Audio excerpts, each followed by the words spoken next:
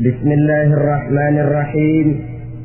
الحمد لله رب العالمين، والصلاة والسلام على أشرف الأنبياء والمرسلين وعلى آله وأصحابه المجاهدين الطاهرين. أما بعد. Saudara-saudara kaum muslimin rahimakumullah. Pada dasarnya agama adalah aturan. Orang yang beragama adalah orang yang hidup memakai aturan. Berbeda dengan undang-undang hukum pada umumnya, maka aturan agama ini tidak hanya berisi perintah dan larangan. Ia di samping berisi perintah juga berisi anjuran, pembolehan, pencelaan, dan larangan. Dalam bahasa yang lebih dikenal, perintah adalah sesuatu yang apabila dilaksanakan beroleh pahala, sedang apabila ditinggalkan mendapat sanksi dosa. Amalan semacam ini dinamakan amalan yang wajib. Sedangkan anjuran, sesuatu yang apabila kita kerjakan beroleh pahala, apabila kita tinggalkan tidak beroleh dosa. Amalan semacam ini dikenal dengan amalan sunnah. Pembolehan adalah sesuatu yang boleh saja, artinya boleh dikerjakan, boleh pula ditinggalkan, dan amalan semacam ini kita sebut dengan amalan mubah. Pencelaan adalah sesuatu yang berpahala jika ditinggalkan, tapi tidak berdosa manakala dikerjakan, dan ini dinamakan perbuatan yang makruh. Sedangkan larangan, sesuatu yang apabila dikerjakan beroleh dosa, apabila ditinggalkan beroleh pahala, dan amalan semacam ini lazimnya dinamakan amalan atau perbuatan yang haram. Kalau agama merupakan aturan, maka konsekuensinya tentu ia berisi perintah dan larangan.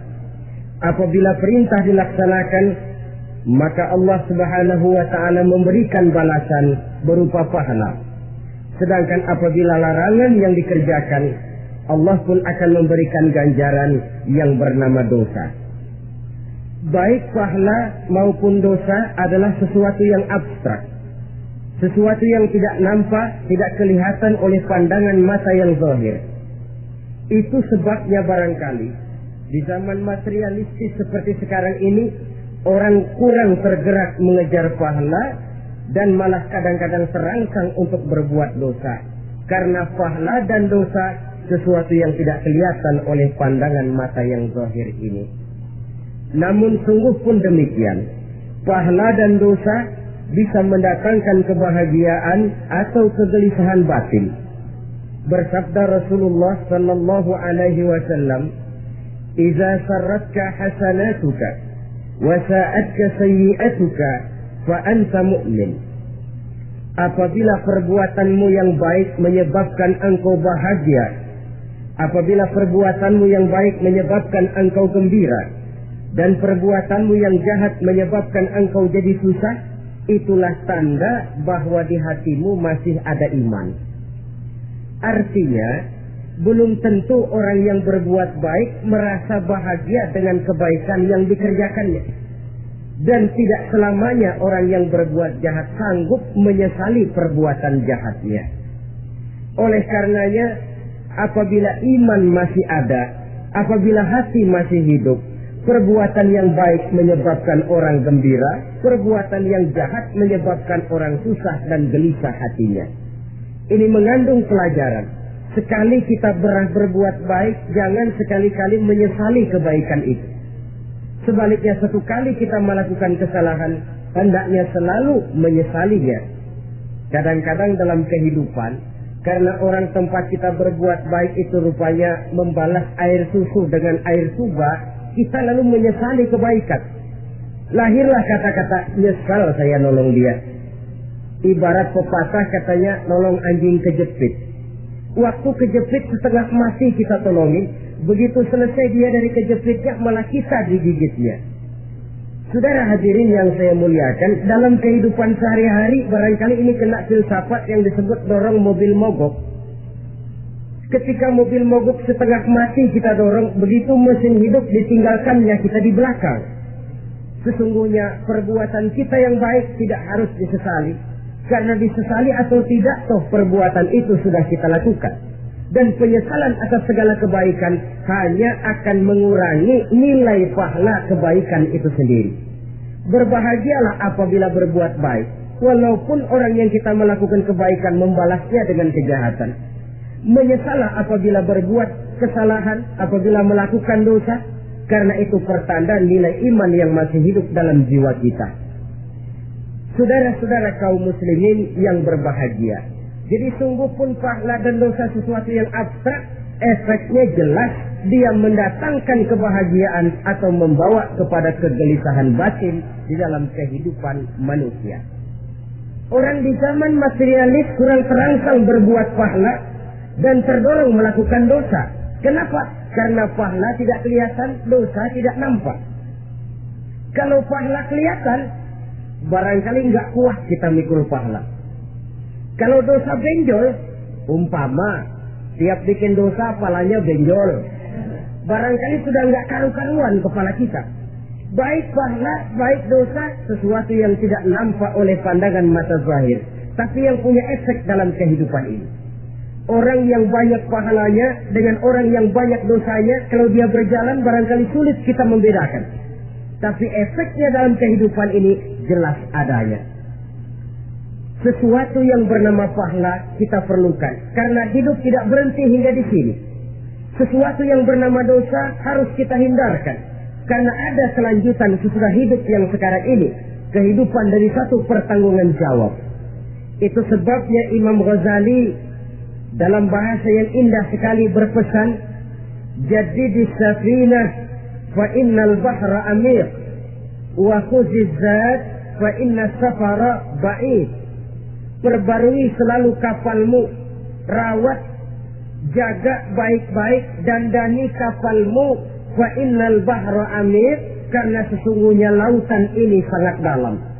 Satu bahasa yang indah dari tamsil terhadap kehidupan.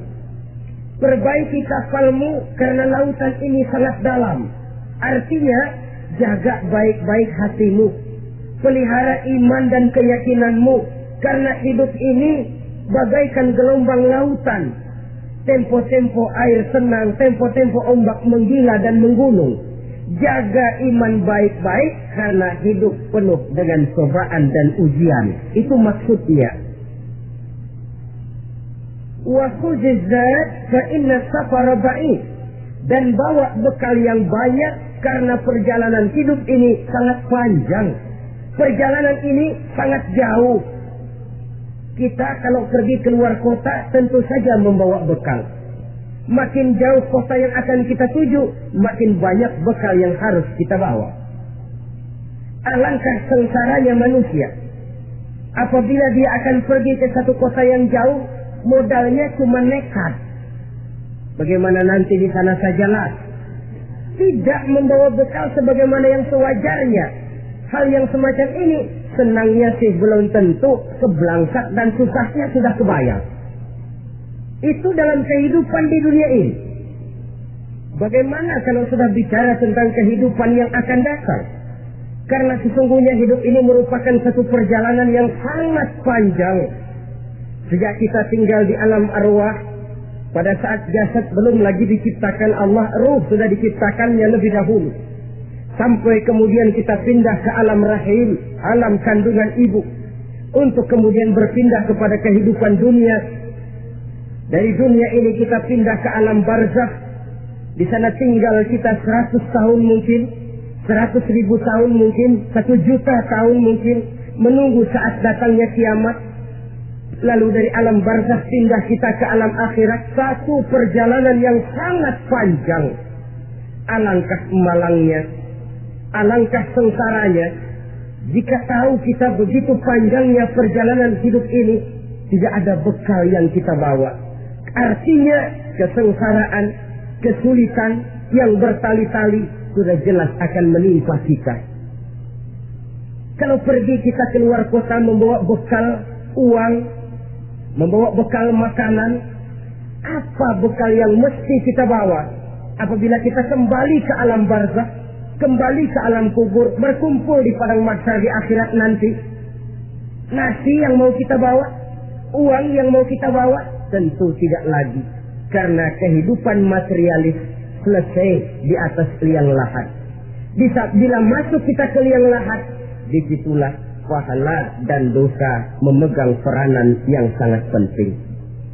Maka pada pertemuan malam ini kita akan bicara tentang pahala dan dosa itu. Saudara-saudara kaum muslimin rahimakumullah, yang dinamakan pahala, kata Imam Ali Al-Jurjani dalam kitab At-Ta'rifatnya, ma yastahiqqu bihi ar-rahmatu wal maghfiratu minallahi ta'ala. Sesuatu yang pelaksananya berhak untuk mendapat rahmat dan ampunan dari Allah. Dengan kata lain, nilai pahala adalah akibat dari perbuatan-perbuatan di dalam melaksanakan perintah dan anjuran yang ada di dalam kehidupan agama. Apabila perintah dan anjuran kita laksanakan, nilai pahala itu lalu datang. Nah, nilai pahala dalam Islam, menurut konsepsi Quran, Allah menjelaskan, man jaa bil hasanati falahu asyru amsalha. Barang siapa yang datang membawa satu kebajikan, barang siapa yang melaksanakan satu kebaikan, maka dia akan mendapat balasan 10 kali dari kebaikan yang dikerjakannya. 10 kali ini pun masih dilipat gandakan dengan 7 ini pun masih dikalikan 100, dan itu pun masih ditambah dengan pernyataan wallahu yudha'ifu liman yasha. Allah masih akan melipat gandakan perbuatan baik seseorang yang dikehendakinya. Itulah nikmatnya dalam Islam. Tetapi sebaliknya, wa man jaa'a bisayyi'ati fala yujza illa mislaha. Barang siapa yang melakukan satu kejahatan, dia tidak akan mendapat balasan kecuali sesuai dengan kejahatan yang dikerjakannya. Alangkah rahman dan rahimnya Allah. Orang yang berbuat baik dibalas 10, dikali 7, dikali 100, masih dilipat gandakan pula. Tapi orang yang berbuat jahat tidak akan mendapat balasan kecuali sesuai dengan kejahatan yang dikerjakannya. Ini kan beda dengan sifat kita manusia. Kita ini kadang-kadang kalau dijitak membalasnya mukul. Tapi kalau orang berbuat baik kepada kita, kita enggan untuk berbuat baik kepada orang tadi. Allah tidak mengajarkan begitu. Satu kebaikan berbalas 10. Satu kejahatan berbalas dengan satu kejahatan. Maha Rahman dan Rahim Allah. Bahkan dalam Islam, niat berbuat baik saja mendapat pahala. Sedangkan niat berbuat jahat belum ditulis merupakan satu dosa sampai kejahatan itu dikerjakan oleh orang yang niat tadi. Umpamanya, saudara niat, nanti malam giliran pengajian saya mau hadir di majelis taklim. Pas datang waktu malam, hujan turun sangat lebat. Saudara berhalangan datang ke majelis taklim. Saudara sudah mendapat pahala niat. Tapi saudara niat, nanti malam kalau turun hujan, saya mau bongkar rumahnya si fulan, saya mau curi seluruh harta bendanya. Ternyata malam saudara tidak mengerjakan perbuatan itu belum ditulis dosa sampai perbuatan itu benar-benar dikerjakan. Tapi lalu jangan macam-macam, kalau begitu niat aja yang baik, biar nggak usah dikerjain. Niat aja pengen ngaji walaupun tidak ada niatan untuk ngaji. Allah lebih tahu tentang apa yang terdetik di dalam hati sanubari kita.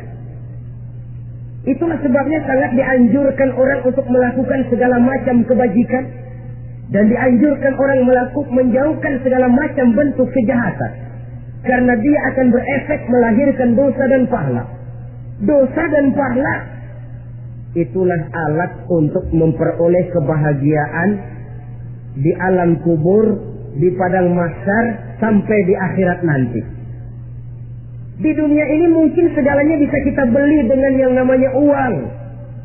Keamanan kita bisa menyewa petugas untuk menjaga rumah kita. Kendaraan yang mewah bisa kita beli. Udara yang sejuk bisa kita ciptakan. Siapa banyak uang dia raja. Mungkin itu di dunia. Tapi bisa apa uang kalau kita sudah masuk ke alam kubur? Bisakah munkar nakir kita sogok? Udah karkir, jangan nanya nih, cepet. Bisakah malaikat azab menyingkir dengan uang semir? Ternyata tidak. Untuk memperoleh kebahagiaan di sana, nilai pahala. Kesengsaraan akan kita dapat kalau kita banyak menumpuk dosa. Oleh karena itu jangan beranggapan, pahala nggak kelihatan, dosa juga nggak kelihatan, biarin saja. Yang tidak kelihatan ini pada waktunya akan memegang peranan yang sangat penting. Tapi tidak cuma untuk menghadapi hidup di situ, kita lalu harus berbuat baik dan meninggalkan yang jahat. Terutama juga di dunia ini. Toh pepatah bilang gajah mati meninggalkan gading, harimau mati meninggalkan belang. Apa yang akan kita tinggalkan setelah kita mati? Kita ingin jasad kita boleh hancur terkubur tanah, tapi nama kita ingin hidup terus, dikenang orang 100, 1000, bahkan 1.000.000 tahun yang akan datang. Ditulis orang dengan tinta emas dalam sejarah, tercatat kita sebagai orang baik-baik.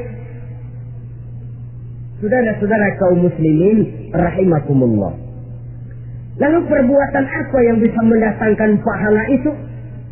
Saudara-saudara, semua perbuatan yang diperintah dan dianjurkan oleh Allah, yang dikerjakan dengan ikhlas hanya untuk mencapai ridho Allah, mendatangkan pahala. Kadang-kadang menurut pendapat kita remeh, tapi nilainya di sisi Allah besar. Itu pahala.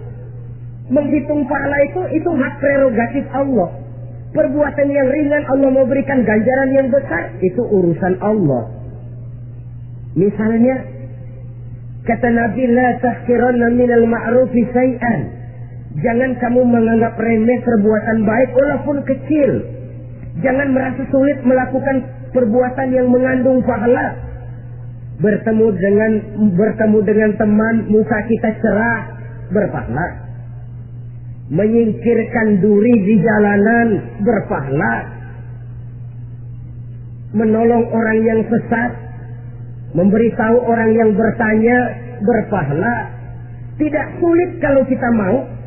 Yang diperintah dan dianjurkan oleh agama, itu perbuatan yang mengandung nilai-nilai pahala. Masalahnya cuma tinggal mau atau tidak, dan dikerjakan dengan ikhlas. Bertemu teman, mukanya cerah, pahala. Menyingkirkan duri di jalanan, pahala. Sedekah, pahala. Tidak berupa perbuatan, bisa berupa ucapan. Misalnya bersolawat, pahala. Bertasbih dan bertahmid, pahala. Kata Nabi, kalimatani khafifatani 'alal lisan, thaqilatani fil mizan. Ada dua kalimat yang enteng di lidah tapi berat di timbangan akhirat nanti. Apa itu? Subhanallah walhamdulillah. Itu kan amalan yang ringan, perbuatan yang mudah saja, tapi nilainya demikian besar dalam pandangan Allah. Jadi pendeknya, perbuatan yang bernilai pahala adalah perintah dan anjuran agama yang dilaksanakan dengan ikhlas semata-mata untuk mencapai ridho Allah, itu mengandung pahala. Niat dasarnya itu harus karena Allah, landasannya harus karena ikhlas. Bukan cuma sekedar basa-basi, tidak karena ingin dipuji orang, tidak karena mengharap tanda jasa, tapi ikhlas semata-mata. Dari perbuatan yang paling kecil dan mudah sekali sampai kepada amalan-amalan yang besar dan memerlukan biaya yang besar, seperti melaksanakan ibadah haji, seperti jihad fi sabilillah, membangun masjid, membangun pondok-pondok pesantren, membangun pusat-pusat kesehatan, membangun jalan-jalan umum, termasuk menjaga keamanan. Jangan dikira loh, si Samling umpamanya, menjaga keamanan kampung tidak berpahala. Kalau diniatkan ibadah, menjaga ketenangan warga supaya mereka tekun ibadah, ikhlas karena Allah, itu juga bernilai ibadah.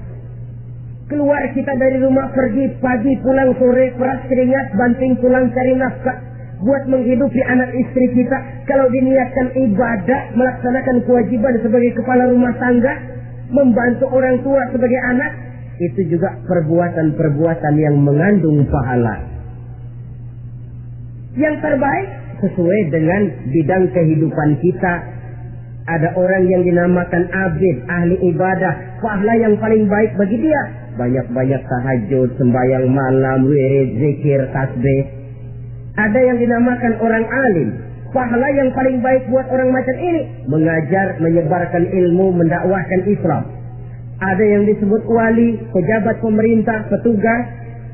Amalan pahala yang paling baik buat orang semacam ini melayani masyarakat, bekerja di bidangnya sesuai dengan profesinya.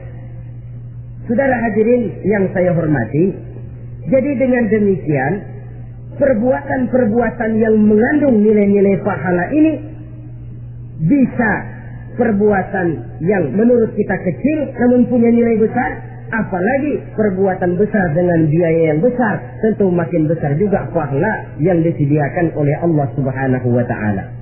Oleh karenanya, kalau kita bercermin dari ayat Quran, hidup ini kesempatan untuk berbuat baik. Huwallazi khalaqal mauta wal hayata liyabluwakum ayyukum ahsanu amal. Dialah Allah Tuhan yang telah memberikan hidup dan mati kepadamu untuk menguji kamu, siapa di antara kamu yang paling baik amal perbuatannya. Jadi tidak saya rinci, tapi cukuplah satu penjelasan global. Perbuatan yang berpahala adalah perbuatan melaksanakan perintah Allah atau anjuran Allah dengan dasar ikhlas, dengan tujuan untuk mencapai ridho Allah semata-mata. Lalu apa perbuatan yang mengakibatkan dosa itu? Saudara-saudara, dosa lahir akibat melakukan larangan Allah atau mengerjakan yang dicelaknya. Nah, para ulama ada yang membagi dosa itu menjadi dua bagian. Ada dosa-dosa kecil, ada dosa-dosa besar. Tetapi sebenarnya ditinjau dari segi hakikatnya, kalau sudah melakukan satu kesalahan yang mengakibatkan dosa, jangan dilihat besar dan kecilnya, tapi kepada siapa dosa itu kita kerjakan. Sebab kalau dosa kita anggap satu yang kecil, orang akan terangsang untuk mengerjakan yang kecil-kecil saja. Sehingga dengan demikian, yang kecil pun akan menjadi besar kalau ditumpuk-tumpuk. Sedangkan yang besar bisa saja menjadi kecil kalau selalu diiringi dengan permohonan ampun kepada Allah. Itu sebabnya para ulama sufi, orang-orang tasawuf mengatakan la saghair ma'al istimrar wa la kabair ma'al istighfar. Tidak ada dosa yang kecil kalau dikerjakan terus-menerus, dan tidak ada dosa yang besar kalau digempur tiap saat dengan perbuatan istighfar atau memohon ampun kepada Allah Subhanahu wa Ta'ala. Cuma saja pada umumnya, karena dosa-dosa kecil itu lebih mudah taubatnya, dan ada janji Nabi, barang siapa yang meninggalkan dosa-dosa besar akan diampuni dosa-dosanya yang kecil-kecil. Oleh karena itu, pada kesempatan ini kita akan juga bicarakan apa saja yang termasuk klasifikasi dosa-dosa besar, dengan harapan kita bisa menjaga diri, menyelamatkan diri, jangan sampai terjatuh ke dalam dosa-dosa yang besar tadi. Tetapi bukan berarti kita harus terangsang melakukan dosa-dosa yang kecil.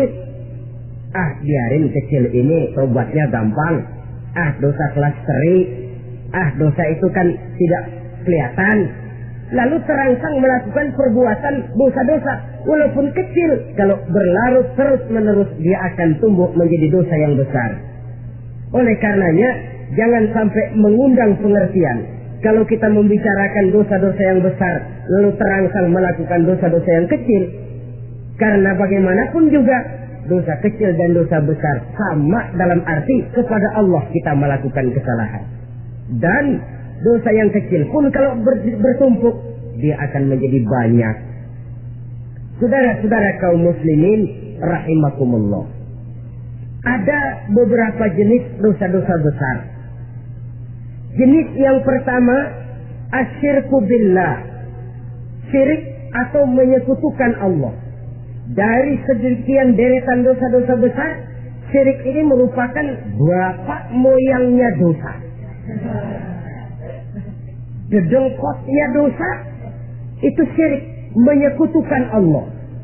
Bahkan dosa yang lain Allah masih mau mengampuni. Tapi kalau sudah syirik, menyekutukan Allah, itu sudah satu dosa yang tidak berampun sama sekali. Oleh karena itu tepat pesan Imam Ghazali tadi. Jadi di safinah fa innal bahra amir. Jaga iman, pelihara akidah, dan dandani kapal. Karena hidup ini gelombang lautan sangat dalam, hidup banyak cobaan. Di dalam hidup di zaman sekarang ini, saudara bisa perhatikan, di mana tensi ekonomi tinggi, lapangan kerja sulit, persaingan hidup makin tajam, sifat egois dan individualis tumbuh di mana-mana, rasa solidaritas sosial menurun, sifat gotong royong musnah, orang mudah potong kompas, potong jalan, ingin cepat kaya, ingin cepat naik pangkat, ingin dapat kedudukan. Kadang-kadang akidah pun terjual, akidah pun musnah, jatuh ke jurang syirik pun tidak jadi soal. Itu yang kita khawatirkan. Kalau dosa-dosa yang lain Allah masih mau mengampuni, tapi kalau sudah jatuh kepada syirik, Allah sama sekali tidak akan memberikan ampun. Dalam kaitan dengan ini barangkali tepat sinyalemen Imam Ali itu. Andai kata kemiskinan merupakan satu kepribadian, saya akan membunuhnya lebih dahulu. Artinya memang kemiskinan ini sering mendorong orang kepada jurang kemusyrikan. Tidak tahan menghadapi godaan perut akibat tensi ekonomi yang tinggi, lapangan kerja yang sulit. Iman pun jadilah ditukar dengan 3 liter beras. Akidah pun jadilah dibarter dengan 3 bungkus supermi, dengan pakaian bekas, dengan obat-obatan. Tidak jadi soal baginya mengejar kebahagiaan yang relatif singkat dengan mengorbankan kebahagiaan yang abadi. Persis ibarat pepatah, nyari jarum tampak hilang. Mencari sesuatu yang kecil, yang besar jadi sia-sia. Membela perut, mengorbankan akidah. Na'udzubillah summa na'udzubillah. Saudara-saudara kaum muslimin rahimakumullah. Ini fakta. Ini kenyataan. Dan hal semacam ini tidak bisa diatasi cuma dengan ceramah, simposium, diskusi, seminar. Apalagi Nabi berpesan, "Solahu ummati bil ilmi wal mal." Umatku hanya bisa menjadi baik akidahnya dengan ilmu dan harta. Itu bahasa Nabi. Kalau bahasa kita sekarang, dengan ekonomi dan pendidikan. Ilmu, pendidikan, ekonomi, harta. Tanpa itu sangat besar kemungkinan kita bisa menjual akidah terjerumus di lembah kemusyrikan. Maka terutama kepada saudara-saudara saya, muslimin yang terpencil jauh dari kota-kota besar, yang kadang dalam kehidupan seharinya imannya sering digoda oleh supermi, akidahnya sering ditantang oleh pembagian beras, pakaian-pakaian bekas, obat-obatan dan sebagainya. Jaga dan bentengi akidah kita. Lebih baik nyawa berpisah dari badan, asal iman jangan berpisah dari hati. Kepada adik-adik saya para remaja, para pemuda di kota-kota besar, yang iman dan akidahnya sering ditantang dengan minuman-minuman keras, fasilitas-fasilitas yang menghanyutkan, yang secara terarah dan praktis sedikit demi sedikit menggiring kita untuk keluar dari nilai-nilai akidah. Hati-hati, jaga baik-baik, sebab insan paling mahal, mutiara paling berharga, tidak lain nilai iman ini. Tergelincir kita daripadanya, jatuh ke lembah kemusyrikan, jatuh ke satu dosa yang teramat besar, yang Allah tidak akan pernah memberikan ampun lagi. Ini dosa besar yang pertama. Yang kedua, qatlun nafsi illa bil haq. Membunuh orang tanpa alasan yang benar. Di zaman kesulitan ekonomi kadang-kadang orang mudah nekat. Tengok saja, kadang-kadang karena pasar uang 100-200 perak saja nyawa bisa melayang. Kadang-kadang karena urusan yang remeh, salah omong, salah ambil, salah ucap, salah pegang, nyawa bisa jadi melayang. Alangkah murahnya nyawa, seakan-akan kita yang punya. Padahal nyawa itu hak milik Allah. Tidak pantas kita merampasnya, tidak pantas kita menghilangkannya dari jasad seseorang. Oleh karenanya, membunuh orang merupakan satu dosa yang sangat besar. Jangankan kepada orang yang seakidah, orang yang lain akidah saja pun, kalau dia hidup berdamai, rukun, berdampingan, kita harus melindungi. Apatah lagi teman seakidah sendiri. Saudara-saudara kaum muslimin rahimakumullah. Pantas kalau Nabi menyatakan apabila dua orang Islam sudah saling berkelahi, berbunuh-bunuhan, al-qatil wal maqtul finnar. Yang membunuh dan yang dibunuh dua-duanya sama-sama masuk neraka. Sahabat heran, ya Rasul, kalau yang membunuh masuk neraka sih wajar, tapi yang terbunuh kok neraka juga, kenapa? Kata Rasul, sebenarnya dia juga cuma sudah niat untuk membunuh, cuma keduluan saja. Andai kata dia tidak terbunuh, tentu dia yang akan membunuh. Saudara-saudara kaum muslimin rahimakumullah, Islam sesuai dengan namanya adalah agama damai. Kita tidak boleh mencari-cari musuh, walaupun tidak boleh lari kalau bertemu musuh. Oleh karenanya, pantang seorang muslim menimbulkan benih keonaran menjadi biang kerok buat lingkungannya. Sesuai dengan namanya, seorang muslim adalah seorang yang dalam hidup senantiasa berusaha menebarkan salam, menebarkan kedamaian, ketenangan dan ketentraman. Dengan prinsip musuh jangan dicari, bertemu pun jangan lari. Yang ketiga, termasuk dalam kelompok dosa besar ini, surbul khamr, meminum minuman keras. Termasuk di dalam kata khamr ini ganja, morfin, narkotik. Sebab apa? Jenis minuman semacam itu tidak hanya merusak keadaan sekarang, tapi sekaligus merusak kehidupan yang akan datang. Kalau itu jatuh di tangan generasi muda, artinya kan merusak kehidupan masa depan daripada suatu bangsa. Karena apa?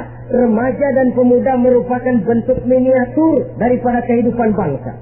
Akan bagaimana warna umat Islam di Indonesia, bahkan akan bagaimana warna Indonesia 30, 40, 50 tahun yang akan datang, remaja sekarang jawabannya. Kalau remaja kita sekarang ini kerjanya cuma bisa nyekek botol, insya Allah bangsa Indonesia 30-40 tahun yang akan datang akan tumbuh menjadi bangsa teler. Tidak banyak yang bisa kita harapkan. Remaja adalah gambaran masa depan dari satu bangsa, dari satu umat. Dan remaja itu di dalam dirinya secara fitrah terkumpul semua bakat, terdapat semua kemungkinan. Kita ini lahir membawa sifat pemimpin, tapi juga membawa sifat pengacau. Kita ini ada bakat jadi orang jujur, ada bakat jadi pengkhianat. Kita ini ada bakat menjadi orang baik-baik, kita juga punya bakat jadi biang kerok.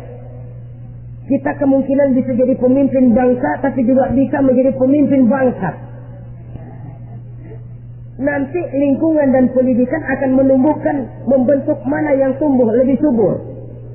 Kalau lingkungan dan pendidikannya lebih banyak bercerita tentang kejujuran, maka nilai kejujuran yang akan tumbuh lebih banyak dalam jiwanya. Dan insya Allah diharapkan dia akan menjadi manusia yang jujur di kelak kemudian hari nanti. Dan masalah minuman keras ini sebenarnya berkait. Kita tidak bisa cuma menyalahkan remaja saja, menyalahkan pemuda saja. Karena bagaimanapun masalahnya kompleks.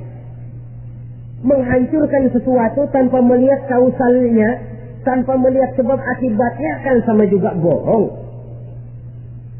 Kemungkinan karena broken home, kemungkinan karena pergaulan, kemungkinan karena kurang perhatian orang tua, kemungkinan karena akibat bacaan, tontonan, atau fasilitas berupa dibukanya pabrik-pabrik minuman keras, dijualnya minuman-minuman keras, di warung-warung yang remang-remang, yang memberikan kenikmatan, kebahagiaan dan kebanggaan tersendiri.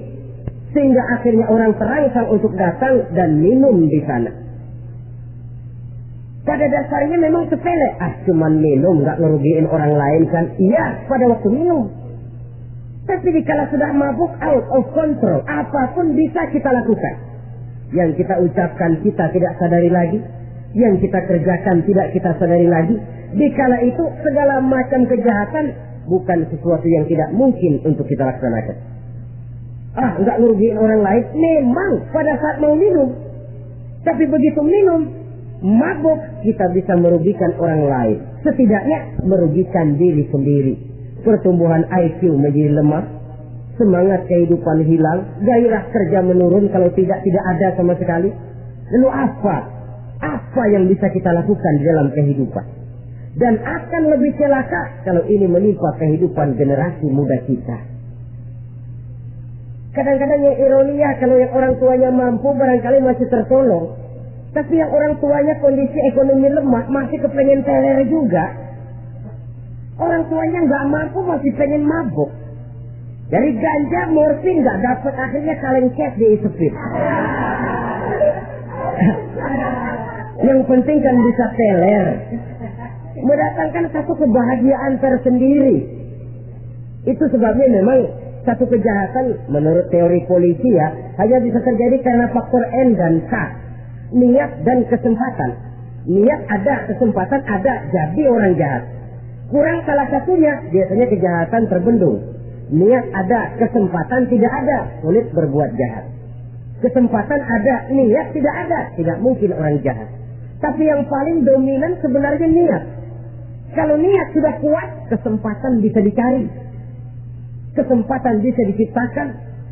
Dia hansip nongkrong, ditungguin lengahnya. Ya biarin, jam 11 sampai jam 2, matanya melotot, jam 3 dia mulai ngulet, ngempet. Nah, di saat itu saya masuk ke rumahnya. Kalau niat kuat, kesempatan bisa diciptakan. Dan kalau sudah niat, ini masalah hati. Kalau sudah masalah hati, menyangkut soal moral. Moral artinya sudah masuk kepada kehidupan agama.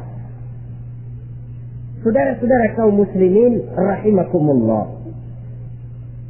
Yang keempat yang termasuk jenis dosa besar, az-zina, perbuatan zina. Di zaman pergaulan bebas dengan prinsip free sex ini, tengok sudah berapa banyak gadis-gadis bergelimpangan jadi korban.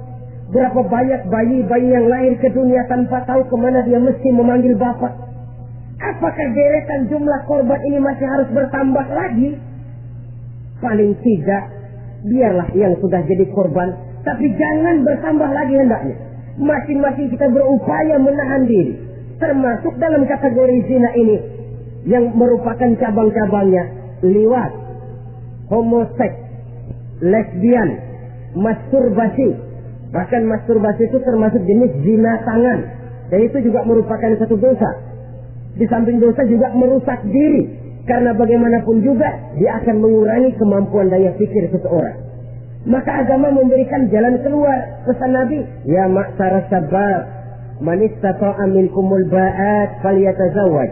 Hai para pemuda, kata Nabi, barang siapa di antara kamu yang sudah bisa ba'at, yang sudah mampu ba'at. Ba'at itu artinya memberikan nafkah, baik nafkah zahir maupun nafkah batin. Falyatazawwaj, maka hendaklah dia kawin. Jadi yang maksud ba'at ini ya nafkah zahir, ya nafkah batin. Kita kadang-kadang cuma bisa ngasih nafkah batin saja sudah merasa pokoknya kan saya sanggup untuk kawin, lalu kawin tanpa dengan kehilangan pertimbangan. Saudara-saudara, wa illam yastati, adapun kalau dia belum mampu, fa alaihi bisyam, hendaknya dia banyak puasa. Fa innahu lahu wija, karena puasa itu akan merupakan benteng jangan sampai orang memperturutkan hawa nafsunya. Andai kata puasa belum hobi, banyaklah olahraga para pemuda, para remaja. Karena dengan olahraga, pemikiran untuk memperturutkan hawa nafsu agak sedikit terkendali dan energi tersalurkan dalam bentuk yang positif. Pendeknya kreatif, banyak kegiatan. Ini pesan Imam Syafi'i tepat itu. Kata beliau, "Inni ra'aitu wuqufal ma'i yufsiduh insana toba wa illam yajri lam yasif. Aku melihat air kalau diam rusak, tapi kalau dia mengalir jernih. Air kalau ngendap, nggak ngalir, nyamuk nyarang di situ, bisa jadi sumber penyakit. Manusia hidup begitu. Kalau nggak punya kegiatan, nggak kreatif, kerjanya cuma delohom, ayam-ayam, akhirnya jadi ngerusak. Ngomongin orang, ya anu. Kebangetan nggak ngapa-ngapain, orang aja dipontenin. Orang diomongin, lahirlah namimah, lahirlah ribah. Saudara-saudara, air itu kalau ngendap ada aja yang nyarang. Tapi kalau dia ngalir, orang ada kesibukan, insya Allah dia tidak akan jatuh kepada sesuatu yang bisa mengundang dosa. Isilah waktu dengan hal-hal yang bermanfaat, karena hidup ini singkat dan tidak berjalan mundur ke belakang, mundur hancur, berhenti diinjak orang. Sekali melangkah, jangan surut mundur ke belakang. Homoseks terlepas dari penyakit kejiwaan. Sekarang ini kan sudah ada persatuan kaum gay katanya, meminta perlakuan yang sama dan agar dibolehkan kawin sesama mereka. Secara manusiawi boleh, secara manusiawi kita hargai mereka, tapi dari kacamata agama ini jelas merupakan penyimpangan, dan penyimpangan merupakan suatu dosa terlepas dari pertimbangan manusiawi. Jangan karena terlalu memperturutkan suara manusiawi lalu kita mengesampingkan agama. Termasuk lesbian, wadon karo wadon. Kalau homo itu kan lanang karo lanang katanya. Saudara-saudara kaum muslimin rahimakumullah, ini bukan penyakit baru. Liwat, homoseks sudah dikenal dari zamannya Nabi Lut. Laki dengan laki. Lesbian dari zaman istrinya Nabi Lut. Terlepas dari penyakit kejiwaan, dari segi agama ini merupakan penyimpangan dan merupakan dosa yang besar. Yang kelima, yang termasuk jajaran dosa kelas kakap, wazful mu'minina wal mu'minat, menuduh orang mukmin yang baik-baik, laki atau perempuan, melakukan perbuatan zina sehingga hancur namanya di masyarakat. Ini merupakan satu perbuatan dosa yang sangat besar dan sangat dimurkai oleh Allah. Saudara-saudara kaum muslimin rahimakumullah. Oleh sebab itu tentang masalah ini, kalau memang tidak ada saksi, jangan sembarang kita enteng lidah menuduh orang lain berbuat zina, menuduh orang lain berbuat terong. Dosanya kelewat besar di dalam kehidupan. Karena apa? Mencari harga diri itu berat, memelihara kehormatan diri jauh lebih berat. Satu kali orang dihancurkan namanya di masyarakat, dia akan terisolir jadinya. Oleh karenanya berlindung kita kepada Allah, jangan sampailah dihinggapi oleh sifat ini. Karena sentimen kita kepada seseorang, karena hasad kita kepada seseorang, tidak senang melihat orang lain lebih maju, lalu lidah ini seenaknya saja mengucapkan kata. Padahal sanksi dan resikonya sangat besar.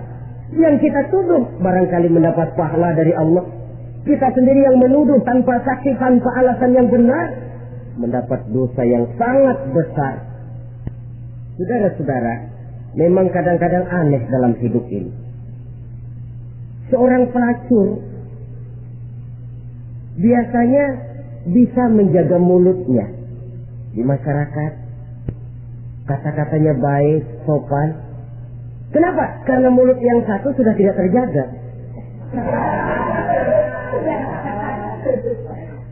Kita kadang-kadang kehormatan bisa kita jaga, tapi mulut nggak terkontrol. Ngomong seenaknya dewe, bikin orang mangkel, kesal, fitnah sana, fitnah sini, menghancurkan nama baik orang, ngomongin yang macam-macam. Bagai-bagai macamlah caranya. Saudara-saudara kaum muslimin yang berbahagia. Jadi dengan demikian, menuduh orang lain berbuat zina, sedangkan orang itu tidak pernah melakukannya, ini termasuk satu dosa yang sangat besar di dalam kehidupan ini.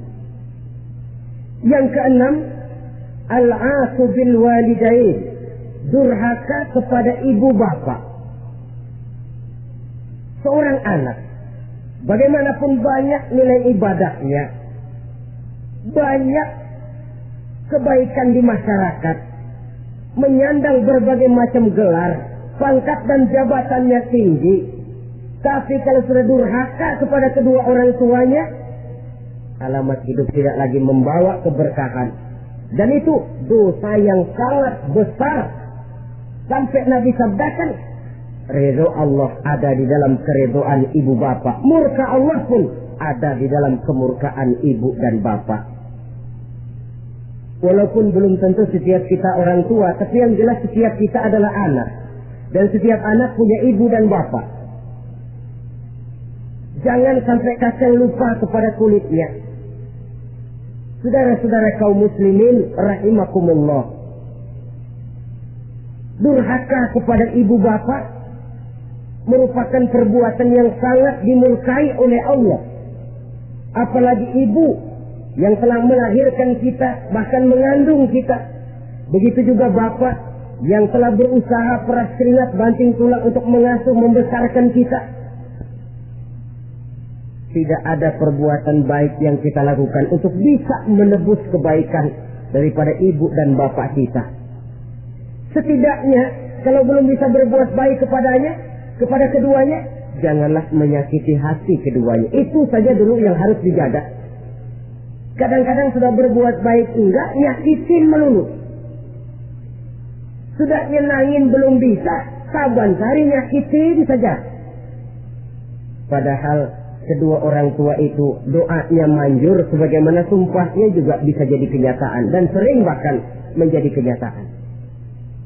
Sampai ibu bapak sudah wafat, sudah meninggal sekalipun, kewajiban berbakti masih harus terus dilakukan oleh seorang anak. Lalu yang ketujuh, at-tawalli yaumaz zahfi, berpaling pada hari pertempuran. Orang sedang sibuk-sibuk menghadapi musuh, maksudnya berjuang membela agama ini, dia lari menyelamatkan diri. Pengecut, mental munafik. Ayo, kalau demi agama, mari kita maju ke depan. Allahu Akbar. Yang besar Allah, yang lain kecil semua. Maju. Orang lain maju serentak, dia mundur jauh ke belakang. Mental munafik, mental calo, istilah sekarang ini. Oh, itu calo, mental calo. Tuhan gedek banget itu. Coba ya, calo itu paling sibuk nyuruh penumpang naik. Tapi sementara penumpang naik sampai ke tempat tujuan masing-masing, calonya nggak kemana-mana, diem aja di situ. Cuma orang aja disuruh naik. Dan saudara kerja bakti, orang turun ke comberan, dia naik ke tempat tidur. Mundur di hari pertempuran, menyebabkan orang lain gugur, dia sendiri menyelamatkan diri. Mental pengecut, mental munafik, itu merupakan dosa yang sangat besar. Saudara-saudara kaum muslimin rahimakumullah, itu sebabnya agama itu memerlukan keberanian, memang, tapi bukan keberanian yang tanpa perhitungan. Sebab berani tanpa berhitung namanya berani babi. Kita berani kalau benar, kita harus takut kalau salah. Jangan dibalik. Salah berani, nekat namanya. Benar takut, pengecut namanya. Orang yang pengecut adalah orang yang takut membela kebenaran. Orang yang nekat sesungguhnya udah salah nggak malu lagi, udah salah nekat lagi. Merasa rugi berbuat kebaikan, puas kalau berbuat kejahatan. Padahal Nabi pesan, siapa yang berbuat dosa sambil tertawa, nanti dia akan masuk neraka sambil menangis. Karena itu dipesan pula di dunia ini, sering-seringlah mencuci mukamu dengan air mata taubat. Cuci lidahmu dengan zikir kepada Allah. Bersihkan hatimu dengan air ikhlas. Saudara-saudara kaum muslimin rahimakumullah, kan ada toh orang berbuat baik nggak gembira, tapi berbuat jahat malah puas. Atau sama saja orang lain berbuat baik, hatinya kesel. Orang lain berbuat jahat, dia malah mendukung. Atau orang lain tergelincir berbuat jahat, dia malah girang. Ini kan tidak objektif. Karena yang berbuat baik, orang yang dia keselin, dia nggak seneng. Tetapi karena yang berbuat jahat, orang yang dia senengin, dibenerin juga. Itu nggak objektif namanya. Mundur di hari pertempuran pada saat saudara-saudara kita sedang menghadapi musuh, sikap pengecut yang sangat dibenci Allah. Yang kedelapan, termasuk kelompok dosa besar, aklu malil yatim, makan harta anak yatim. Kadang-kadang ada orang mengeksploitir loh nasib anak-anak yatim.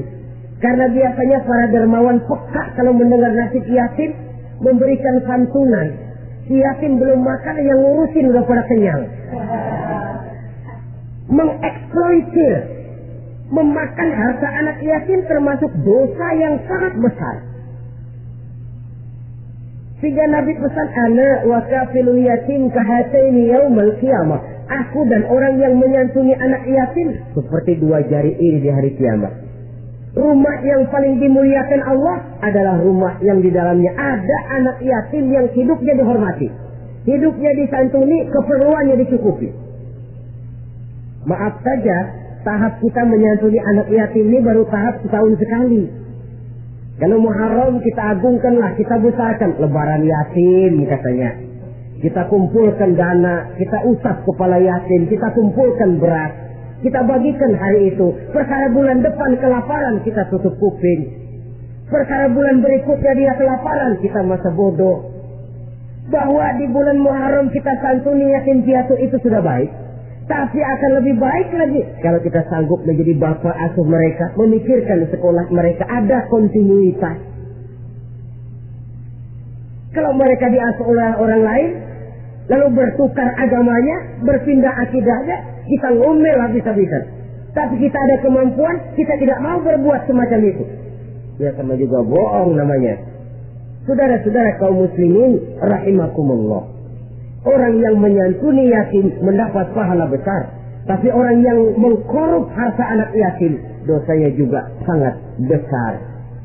Berhati-hatilah kalau kita diberikan kepercayaan oleh masyarakat untuk mengurus anak-anak yatim. Karena pahalanya besar, resikonya juga besar. Yang kesembilan, syahadatul zur, sumpah palsu. Sebab sumpah palsu ini menggunakan nama Allah untuk sesuatu yang tidak benar. Nama kita saja dibawa untuk yang tidak benar, kita jengkel.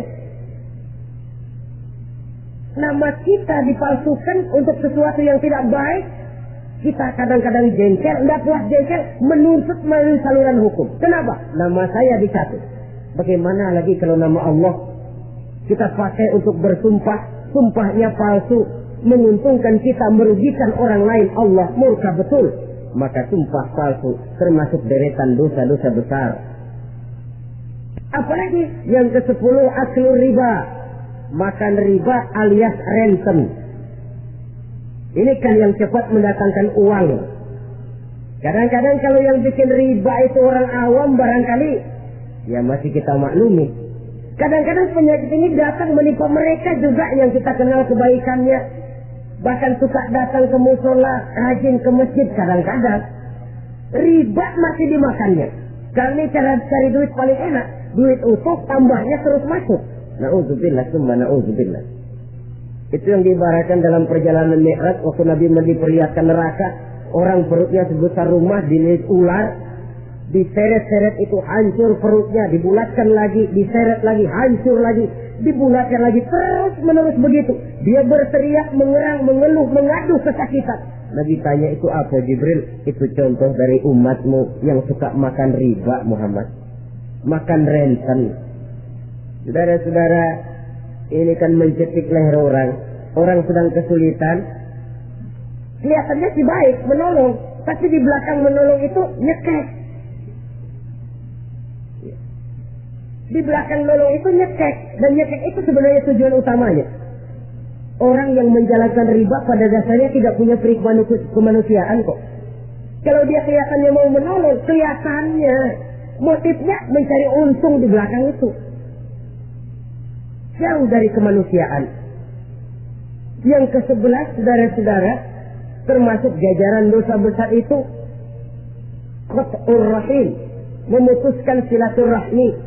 Marah, hobi sama marah. Kalau 3 hari nggak marahan sama orang, ngebet palanya. Selalu nyari gara-gara. Kalau udah marah berlaku perpanjangan waktu. Tahun, 2 tahun, kadang-kadang seumur hidup. Saudara hadirin yang saya muliakan.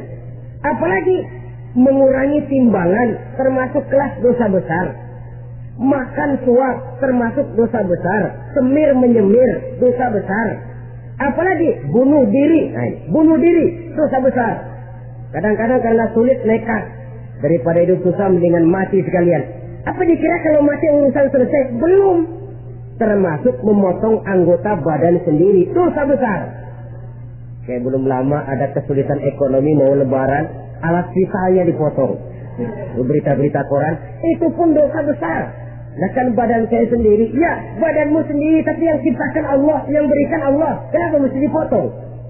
Karena kesulitan ekonomi alat vitalnya sendiri dipotong. Ya namanya alat vital. Kalau sudah nggak ada yang vital kan hampa hidup ini. Tapi lalu kehilangan pertimbangan. Saudara-saudara kaum muslimin, karena itu di hadapan segala macam kesulitan, jangan sampai kita kehilangan pertimbangan lalu terjatuh ke dalam dosa-dosa besar ini. Mudah-mudahan Allah selamatkan kita dari segala macam bentuk dosa besar, sehingga diampuni segala dosa yang kecil dan digerakkannya kita untuk hidup melakukan kebaikan yang membawa pahala yang sebesar-besarnya. Ini sajalah pertemuan kita saat ini. Terima kasih atas segala perhatian. Mohon maaf atas segala kekurangan. Wassalamualaikum warahmatullahi wabarakatuh.